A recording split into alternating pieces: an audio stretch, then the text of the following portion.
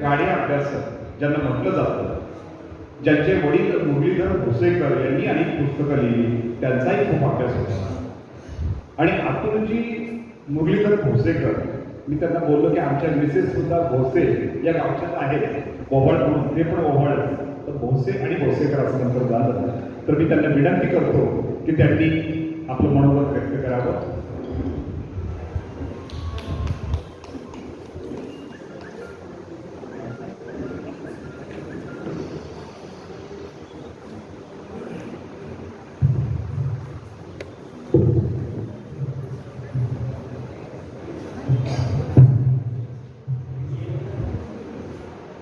महाकारुणिक तथागत भगवान बुद्ध, बोधिसत्व डॉक्टर बाबासाहेब आंबेडकर यांच्या आदर्श विचारांना पंचांग प्रणाम. मित्रांनो, आजच्या कार्यक्रमाचे अध्यक्ष आयुष्यमान मोडदरे सर, ज्येष्ठ मार्गदर्शक आयुष्यमान वाघमारे सर, या पुस्तकाचं संकलन करणारे आयुष्यमान प्रकाश नाईक सर, आणि तसंच आपल्या सर्वांना सविनय जय. मित्रांनो, आज आपण आयुष्यमान प्रकाश नाईक सर यांनी लिहिलेलं समग्र आता वंदना या पुस्तकाच्या प्रकाशनासाठी आपण सर्वजण एकत्र जमलेलो आहोत. त्यामुळं बेसिकली हा कार्यक्रम माझ्यासाठी दोन तऱ्हेनं खूप आनंददायक आहे. वैचारिक स्तरावर जर पाहायला गेलं तर गेल्या 60 वर्षांमध्ये भारतामध्ये जेवढे बुद्धवंदनेची पुस्तकं प्रकाशित झालेली, ती मग मराठीत असतील, इंग्रजीमध्ये असतील, हिंदीमध्ये असतील, ही जवळपास सगळी पुस्तकं मी वाचलेली आणि अगदी हाताच्या बोटावर मोजण्या इतकीच पुस्तकं पाली भाषेला योग्य न्याय देऊ शकली. आणि या 60 वर्षाच्या इतिहासामध्ये नाईक सरांनी लिहिलेले समग्रता वंदना हे जे संकलन आणि अनुवाद त्यांनी केलेलं आहे, ते आतापर्यंतच्या बुद्ध वंदनेतले सर्व उत्कृष्ट पुस्तके हे मी आपल्याला, म्हणजे मी पुस्तकाला चाळत होतो, त्यातली कुठलीही वेदांती उकार चुकलेला नाहीये. पाली भाषेमध्ये अकार, इकार, उकार याला प्रचंड महत्व आहे. आजही पाली लिहिताना आपण ली दुसरा लिहितो, मुळामध्ये ली हा पहिला आहे. केवढ्या तरी छोट्या छोट्या चुका करत असतो. वंदना म्हणताना आम्ही चुका करत असतो, ते आचरण तर दूरच राहील आपल्याला. त्यामुळं पाली भाषा जर आपल्याला खऱ्या अर्थानं बुद्ध रूपासमोर वंदना म्हणायची असेल तर पाली भाषेचे उच्चार अतिशय स्पष्ट हवे आणि तसंच आपलं आचरण देखील स्पष्ट असायला, तरच खऱ्या अर्थानं बुद्ध वंदना म्हणतोय, मग त्याला अर्थ आहे. आणि म्हणूनच वैचारिकरित्या आज मला खूप आनंद झालाय, कारण आज हे वंदनेचं पुस्तक अतिशय योग्य असं पुस्तक. दुसरा मला भावनिक आनंद झालेला आहे.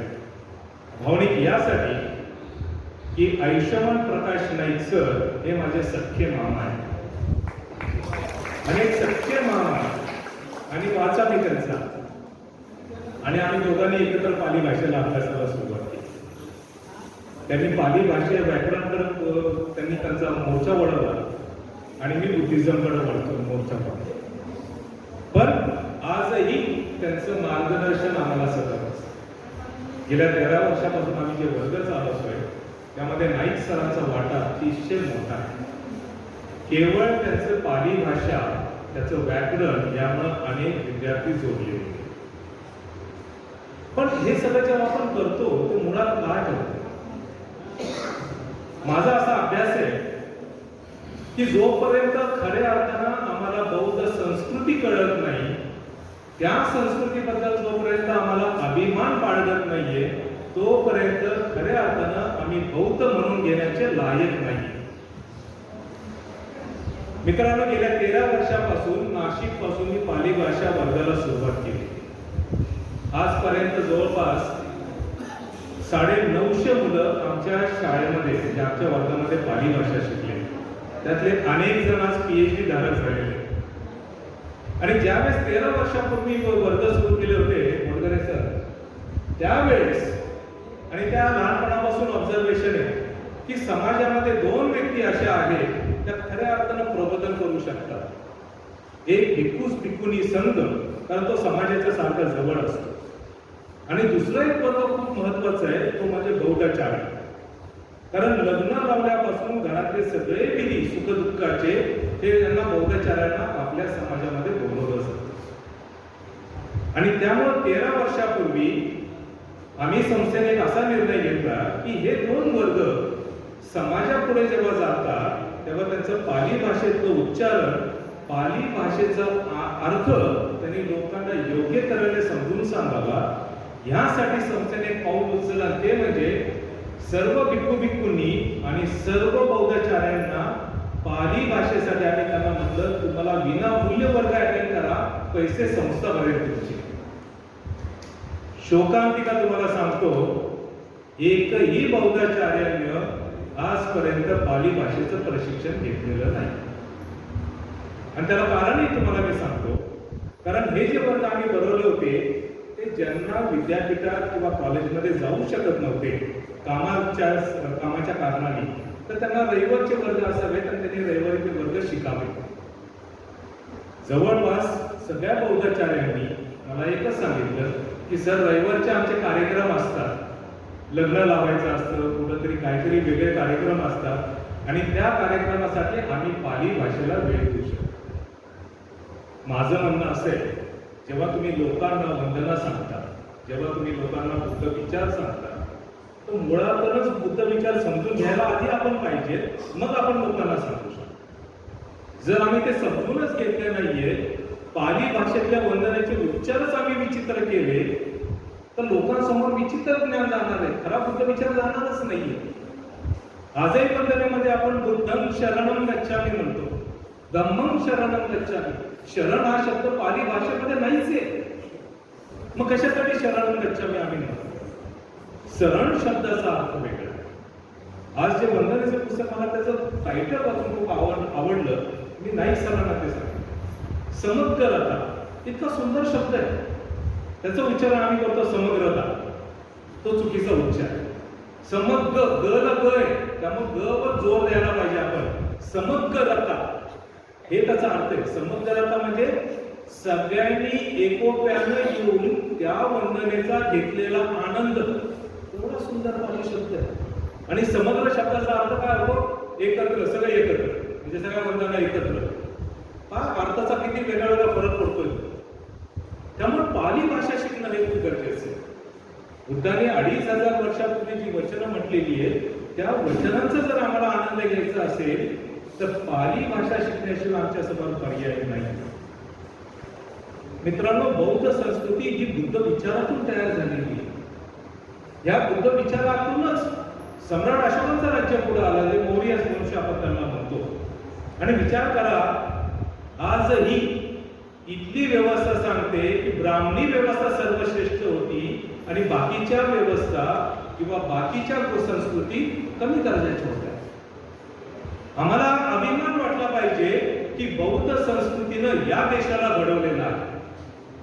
या देशाला लिखाणाची सुरुवात बौद्ध संस्कृतीनं दिलेली. सम्राट अशोकांच्या आधी या देशामध्ये कुठेही लिखापडी झालेली नाहीये. सर्वात पहिल्यांदा सम्राट अशोकांनी शिलालेख लिहिले, त्यावेळेस या देशाला लिखाणाची परंपरा सुरू झाली. तोपर्यंत लिपी काय होती? जे कथगग आपण लिहितोय ते कथगग सम्राट अशोकांनी इसवी सन पूर्व 3ऱ्या शतकामध्ये लिहिलेलं आहे.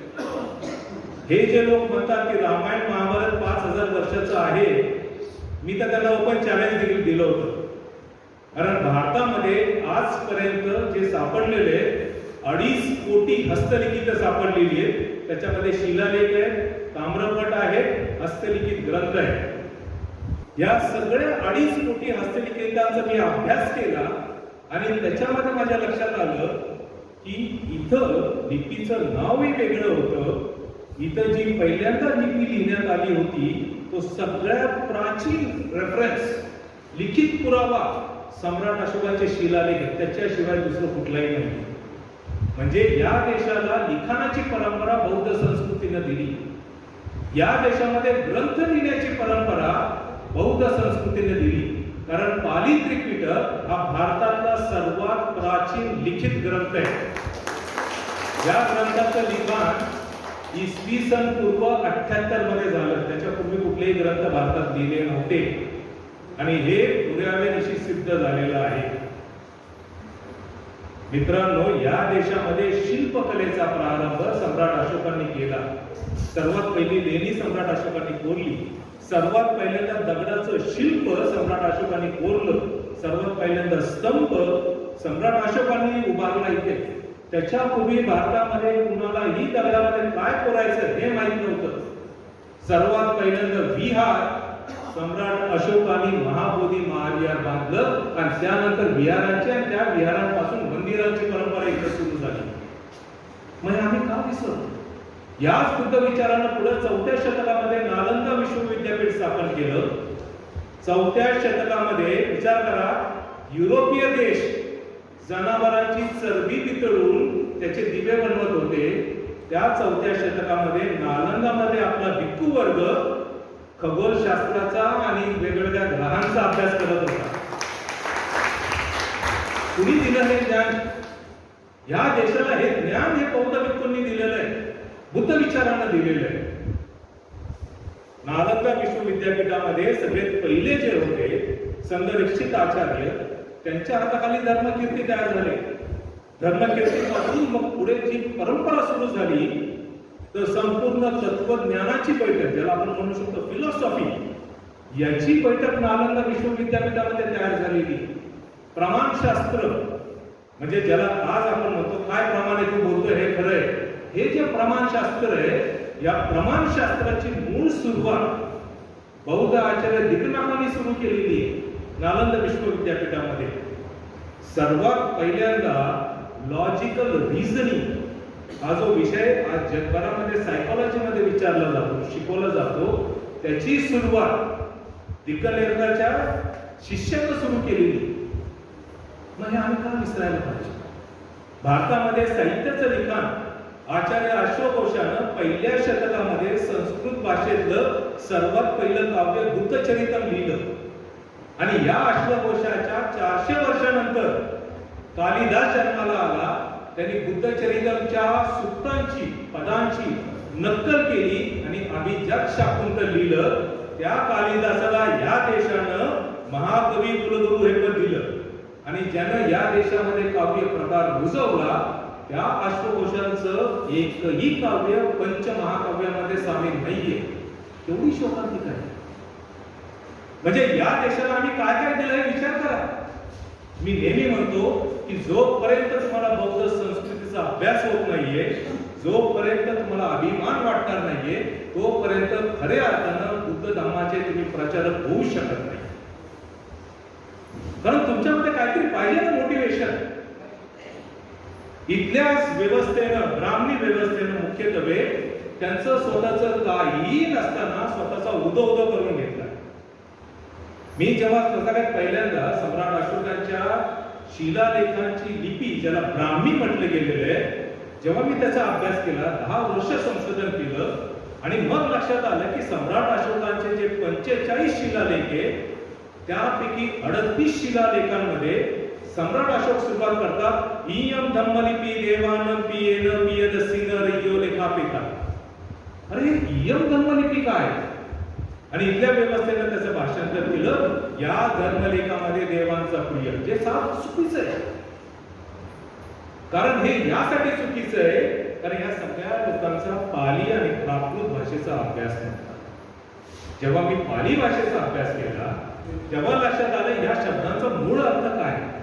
की सम्राट अशोक लिहितात या धम्मलिपीमध्ये सज्जनांचा, विद्वानांचा प्रिय, कारण देव या शब्दाला पाली भाषेमध्ये वेगळा अर्थ आहे. आत्ताचे ते 36 कोटी देवांपैकी एकही अर्थ नाही. म्हणजे या धर्मलिपीमध्ये सज्जनांचा, विद्वानांचा प्रेमळ असा राजा हे आदेश लिहित आहे. हा त्याचा अर्थ होता. आणि जेव्हा मला पुण्यातल्या ब्राह्मण स्कॉलर्सनी असं सांगितलं की तुमचा अभ्यास संस्कृतचा नाहीये, त्यामुळे तुम्हाला याचा अर्थ कळत नाही, मग त्यांच्या समोर मी पाणिनी व्याकरण काढलं, त्यांच्या समोर 11व्या शतकाचा अमरसिंहाने लिहिलेला अमरकोश काढला आणि त्यांना मी विचारायला लागलो मला ब्राह्मी शब्दाचा अर्थ सांगा. आणि हे प्रकरण 6 महिने चालू होतं आणि 6 महिन्यानंतर त्यांच्या लक्षात आलं. तर मी त्यांना स्पष्ट म्हणलं होतं की सम्राट अशोकाचे जे 42 शिलालेख आहेत त्यापैकी 38 शिलालेखांमध्ये इयम धम्मलिपी शब्द लिहिलेला आहे. मला एक शब्द दाखवा तुम्ही. भारतामध्ये 2.5 कोटी मॅन्युस्क्रिप्ट्स आहेत, एक शब्द ब्राह्मी लिहिलाय का हे दाखवा. मी तुम्हाला 38 शब्द दाखवतो जिथं धम्मलिपी लिहिलेला आहे. आणि मग ऐतिहासिक आणि पुरातत्वीय निकषांवर लक्षात आलं की ब्राह्मी हा शब्द अतिशय चुकीचा आहे, तो आपल्यावर लादलेला आहे. आणि जेव्हा मी ते स्पष्टीकरण दिलं धम्मलिपीचं, त्यावेळेस लोकांच्या लक्षात आलं की खऱ्या अर्थानं या भारताच्या सर्वात प्राचीन लिपीचं नाव धम्मलिपी. मित्रांनो, आज भारतभरात जगभरामध्ये धम्मलिपी झालेली. पुण्यातल्या ब्राह्मणांनी उद्धव ठाकरे साहेबांकडे कंप्लेंट केली, माझी वर्षा गायकवाड ताईंकडे कंप्लेंट केली की या माणसानं धम्मलिपी हा चुकीचा शब्द दिलाय. त्यांनी एक कमिटी बसवली.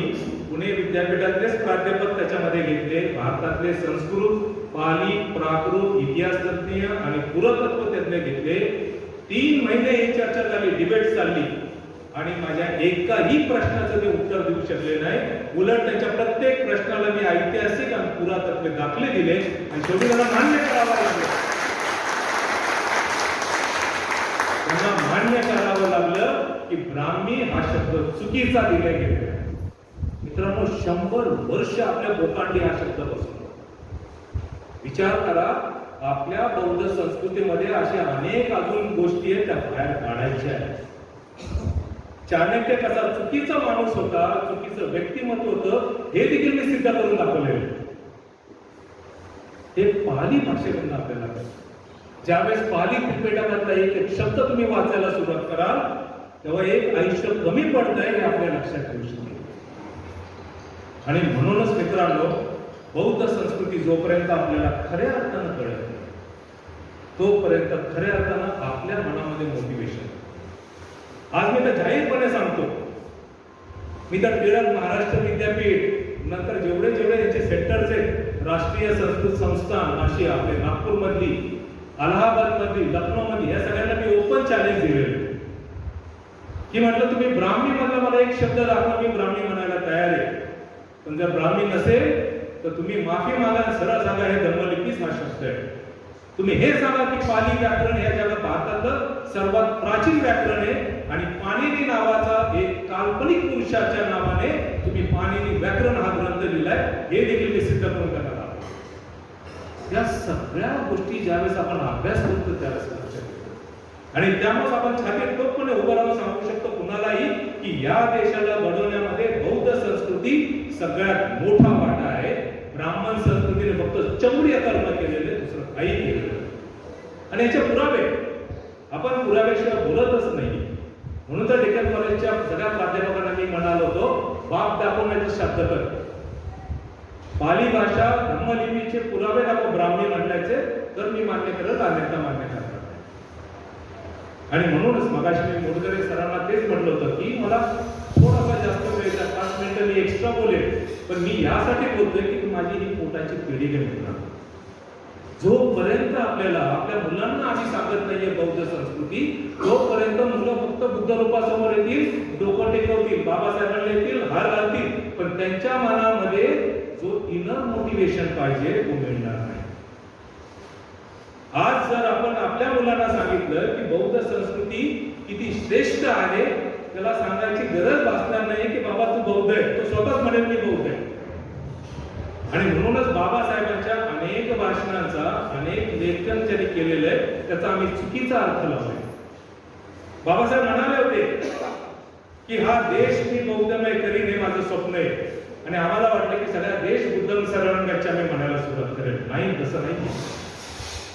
बाबासाहेब म्हणाले की ज्यावेळेस तुम्हाला बौद्ध संस्कृतीचा अभ्यास होईल, ज्यावेळेस तुम्हाला कळेल की तुम्ही या देशाचे करते आहात त्यावेळेस नकळतपणे तुमच्या मनामध्ये एवढी मोटिवेशन होईल, एवढं शीलाचं आचरण होईल आणि एवढं आदर्श तुमचं आयुष्य होईल की जगभरातले तुमच्या आजूबाजूचे लोक म्हणतील, पहा हा बौद्ध माणूस चाललाय कारण आम्ही बुद्ध विचारांना आचरण केलेलं आहे. आणि त्याचं बघून त्याला असं वाटेल मी पण बौद्ध व्हायला पाहिजे, कारण जर या व्यक्तीचं आचरण एवढं चांगलं आहे, जर हा व्यक्ती एवढा आदर्श आहे तर मी का नको व्हायला. आणि अशा तऱ्हेने लोक बुद्ध विचारांना आचरण करायला सुरुवात. हा बाबासाहेबांचा आहे.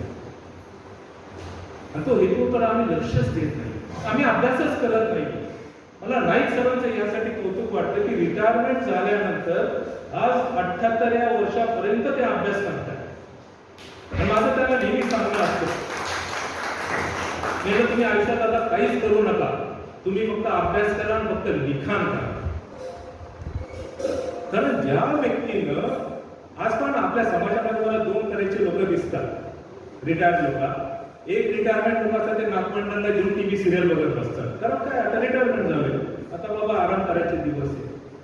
दुसऱ्या प्रकारचे असे काही लोक असतात की ते फक्त बुद्ध विहारांमध्ये समाजातल्या लग्नाला जातात का, तर मुलं मुलींची लग्न जुळवायची का. एक तिसऱ्या वर्गाला असतो, तो खूप कमी टक्केवारी आहे, तो नाईक सरांचा की रिटायरमेंट नंतर तो आपलं आयुष्य जे मला आयुष्यभर करू शकलो नाही मी कामाच्या व्यापामुळे, आता मी पाली भाषा शिकतो आणि लोकांना मी पाली भाषा सांगतो. मित्रांनो, आपल्याला या तिसऱ्या टक्क्यातल्या लोकांसारखं व्हायचं. जोपर्यंत आपण खऱ्या अर्थानं होत नाहीये तोपर्यंत लक्षात ठेवा, आपलं सांगणं की मी बाबासाहेबांचा अनुयायी आहे, मी बुद्धांचा अनुयायी, हे अतिशय चुकीचं होतं. मी खूप स्पष्ट बोलतो आणि मी खूप थेट बोलतो. हे यासाठी बोलतो कारण माझी ती कळकळ आहे. कारण आज 100 वर्ष आम्हाला झगडा करावा लागतो एक तत्व टाकायला. विचार करा, हे सगळे तत्व जर टाकायचे असतील नालंदा विश्वविद्यापीठाची आणि त्यापासून बुद्ध विचारांपासून सुरुवात जर केली आपण तर हर्षवर्धन राजापर्यंत, तर या देशाला सुसंस्कृत करण्यामध्ये बौद्ध संस्कृतीचा वाटा आहे.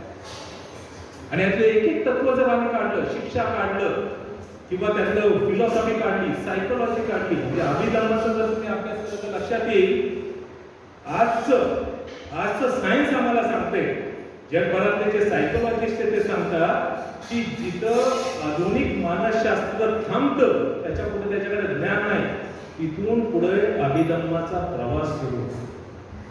केवढं ज्ञान बुद्धाने घेऊन सुरू आहे. तुम्ही अभिधर्माचा पहिला चॅप्टर वाचायला घ्या, चित्त चैतसिक कर्म. मी 15 वर्ष झालं तो चॅप्टर वाचतो मित्रांनो, खोटं सांगत नाहीये. पहिल्या चॅप्टरच्या पुढे अजून माझं ज्ञान गेलेलं नाही, कारण मी तिथंच अडकतोय. कारण मला समजतच नाही अजून काय करायचं. मी किती वेळा नाही सरांना सांगितलंय मला चित्त चैतसिक तुमच्याकडनं समजून घ्यायचंय. पण ते असीम कुशला जे आहेत बर्मामधले, त्यांना मी सांगितलं, त्यांच्याकडनं मी ऑनलाईन क्लासेस घेतोय सध्या, की मला तुम्ही अभिधर्माचं फक्त एवढं शिकवा, काही शिकवू नका मला. ते बाकीचं शिकणं तर खूप दूर, त्यासाठी मला अजून 10 जन्म घ्यावे लागतील. एवढा एक चॅप्टर शिकवा. आणि हे खूप महत्वाचं आहे. आणि म्हणूनच संपूर्ण धम्मपद जर तुम्ही वाचलं तर त्यातलं पहिलं पद जे बुद्ध म्हणतात ना ते खूप सुंदर आहे. मला असं वाटतं की पहिलं पद जर आपण सगळ्यांनी लक्षात ठेवलं आणि तसं आचरण केलं ना तर आपल्याला इतर काही वाचण्याची गरज नाही. जसं बुद्ध म्हणतात, मनोपभंगमा धम्मा मनोसेठा मनोमया, मनसाचे भास उठेना मनोपभंगमा धम्मा मनोसेठा मनोमया, मनसाचे पसनेना भासती वा करोती वा तोतनम सुखमन्वेती चक्कम व छाया. म्हणजे पाहणं तुम्ही किती सुंदर आहे. ते सगळं काय तुमच्या मनावर आहे. तुम्ही मनात जर आणलं ना तर मनात सगळ्या गोष्टी होऊ शकतात. मनात जर आणलं तर तुम्ही अभ्यास करू शकता. मनात जर आणलं तर तुम्ही प्रचारासाठी तेवढी तयारी स्वतःला करू शकता. आणि म्हणूनच माझे हे थोडेसे लांबलेले विचार मी तुम्हाला यासाठी सांगण्याचा प्रयत्न केला की तुम्ही सर्वजण बौद्धाचार्य आहात, लोकांकडे जातात, समाजापुढे जातात, लोकांचे अनेक चांगले आणि दुःखाचे सुखाचे सगळे कार्यक्रम करतात. तर ज्या ज्या वेळेस तुम्ही कराल या सगळ्या गोष्टी त्यावेळेस बौद्ध संस्कृती लोकांना निश्चित सांगा. कारण आपल्या समोर बसलेले जे वर्ग आहेत ना तो जरी शिकलेला असला ना तर बौद्ध विचारांना तो अडाणीचे असतो. आज आपले अनेक जे आहेत ना सोसायटी मधले उच्च ग्रुप लोक ज्यांना म्हणतो त्यांना बुद्ध धम्माशी बाबासाहेबांशी काही देणं घेणं नाही तुम्हाला सांगतो. ते म्हणतात बाबा बंट्याला बौद्धाचारा तू लाव विधी, तुझं काय करायचं ते करा, तू निघून जा. पण हे जेव्हा आम्ही त्यांना जरा बौद्ध संस्कृतीबद्दल सांगू तेव्हा मला असं वाटतं निश्चित त्यांच्या मनामध्ये इंटरेस्ट होतो. त्यामुळं प्रकाश नाईक सरांचं खूप खूप अभिनंदन. एक खूप सुंदर वंदनाचं पुस्तक त्यांनी काढलंय. आपण सर्वांनी ते वाचा, त्याचे अर्थ समजून घ्या आणि तुम्हाला सर्वांना एक विनंती की सर्वांनी पाली भाषा शिकायला सुरुवात करा. तुम्हाला वर्गाला जाता येत नाही तर कमीत कमी तुम्ही ऑनलाईन शिका. ऑनलाईन हे वर्ग दर रविवारी असतात 9:30 ते 11. ती वेळ सहज तुम्ही घेऊ शकता किंवा एखादी संध्याकाळची वेळ असेल कारण दुबईच्या ब्रांचसाठी वेगळा दिवस आहे, तो वेगळा दिवस तुम्ही त्यामध्ये ॲडमिशन घेऊ शकता. आणि भारतीय बौद्ध महासभा पुणे, विशेषतः मुरगरे सर आणि त्यांची सगळं विश्वस्त मंडळ, या सगळ्यांचे मी धन्यवाद देतो की त्यांनी मला इकडे बोलवलं, माझे विचार इथं प्रस्तुत करण्याचं मला स्वातंत्र्य दिलं आणि त्याचबरोबर शांत चित्ताने आपण सर्वांनी ऐकून घेतलं. त्याबद्दल मी आपल्या सर्वांचे खूप खूप धन्यवाद. जय भीम, जय भारत.